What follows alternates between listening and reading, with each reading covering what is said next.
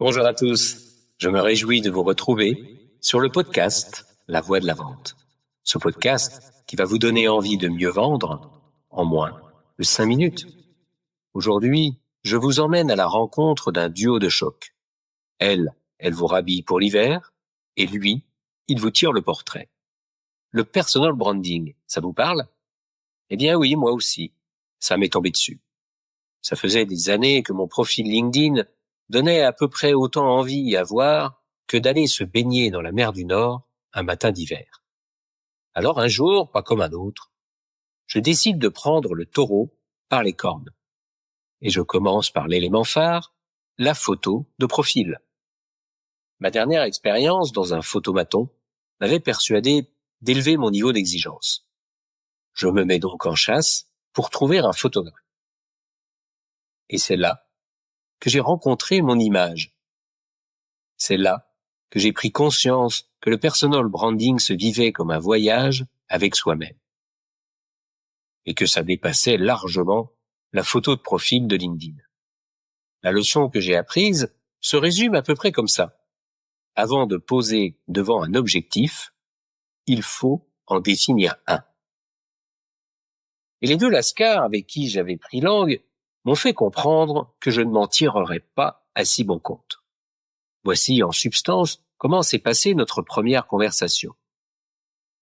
Alors, quelle image est-ce que tu veux donner de toi-même? J'en sais rien, moi, la mienne. Oui, ok. Mais bon, faut aller un petit peu plus loin, mon ami. Tu aimes raconter des histoires. C'est bien toi qui dis qu'on est l'histoire qu'on se raconte. Oui. Eh bien, une photo, ça raconte une histoire. Et je veux savoir quelle histoire tu veux raconter. Alors, comment te dire? Je comprends les mots que tu prononces, mais j'ai un petit peu de mal à me faire une représentation de ce que tu es en train de m'expliquer. Tu peux préciser? Une image, ça se construit.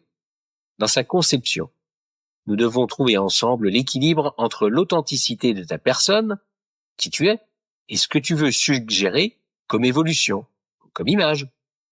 Vas-y, continue. L'image commence à se préciser dans ma tête. Le secret d'une photo bien réussie, parce qu'il y a un secret pour bien réussir une photo, il repose sur 3 choses. Le parcours que tu as eu jusqu'à aujourd'hui, pro comme perso, ce qui t'a construit, ce qui a façonné ta vie.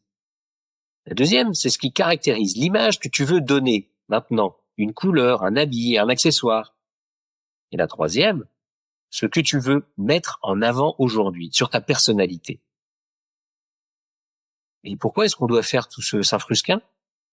Pour donner de l'impact à l'image que tu veux créer. Sinon, c'est pas compliqué. Tu retournes au photomaton, tu t'habilles en costume, tu te coiffes bien, tu fais ton plus beau sourire de niais, et puis tu attends le résultat. Ou alors, tu peux même faire encore plus simple. Tu te fais prendre en photo avec ton téléphone. Dans ce cas, c'est cool, la photo elle est déjà faite. C'est celle qu'on trouve sur ton profil LinkedIn. Ok, c'est bon, j'ai compris. Bon, on fait comment?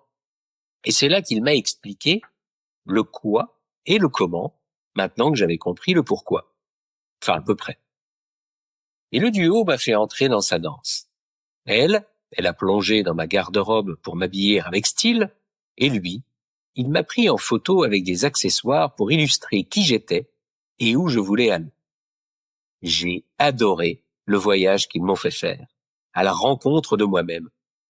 Alors maintenant, mes amis, à vous de jouer. Regardez, ou plutôt étudiez, ce que vous laissez transparaître de vous dans les photos que vous rendez publiques et demandez-vous si ça correspond vraiment à ce que vous voulez montrer de vous. Et si vous ne montrez aucune photo, prenez un papier et un crayon.